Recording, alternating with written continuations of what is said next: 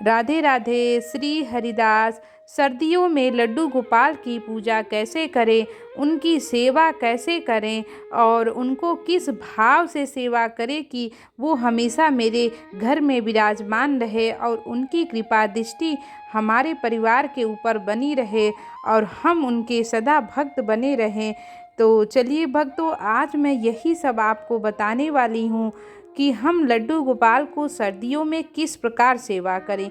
क्योंकि लड्डू गोपाल जी जो होते हैं ना, वो बाल रूप में होते हैं और एक बालक की सेवा हम कैसे करते हैं, किस प्रकार करते हैं, वही सब चीज़ें हमें समझना पड़ेगा। क्योंकि जैसे हम और भगवान की पूजा करते हैं वैसे हम लड्डू गोपाल की पूजा नहीं करते हैं। उनका जो हमारा जो भाव होता है वो बालक के रूप में होता है। तो देखिए, हमारे प्यारे लड्डू गोपाल जी स्नान कर रहे हैं। इनका मॉर्निंग टाइम हो चुका है और अब मैं इनको स्नान करा रही हूँ। जब भी आप स्नान कराएं लड्डू गोपाल जी को तो उसमें क्या कहते हैं कि पुष्प ज़रूर डालिए, ताकि लड्डू गोपाल जी खुश हो जाएं और उनकी जो सेवा भाव है वो सच्चे मन से करिए, सच्ची भावना से उनकी सेवा करिए। और मन में हमेशा ये होना चाहिए कि हम अपने एक बालक की सेवा कर रहे हैं। इस भावना से आपको लड्डू गोपाल जी की पूजा करनी है।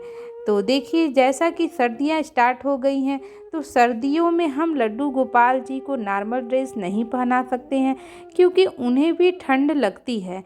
तो जैसे हम अपने बालक को क्या कहते हैं कि कपड़े पहनाते हैं, वैसे ही आप अब बालक की तरह ही लड्डू गोपाल जी को कपड़े पहनाइए। जैसे कि हम अपने बालक को स्वेटर पहनाते हैं, ठंड लग रही है तो आप उनको स्वेटर पहनाइए।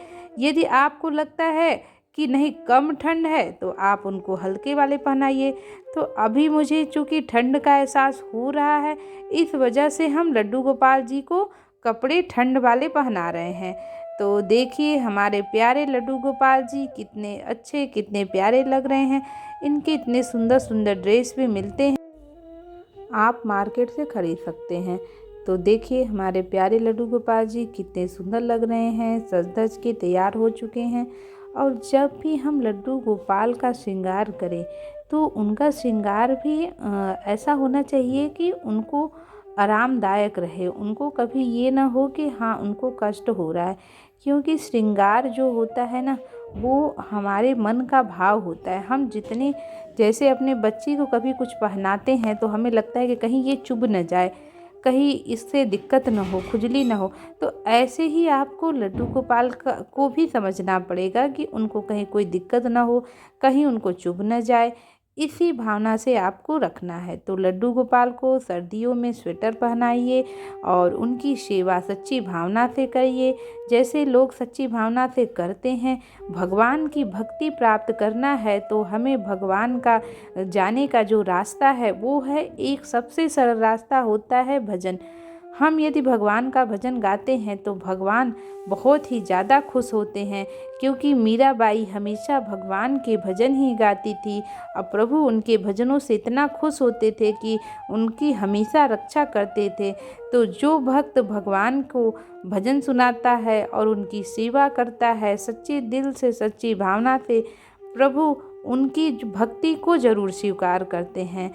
तो आप भी लड्डू गोपाल की सर्दियों में इसी तरीके से सेवा करिए और भगवान आप पे कृपा बनाए रखें और हमेशा आप जहाँ भी रहें स्वस्थ रहें।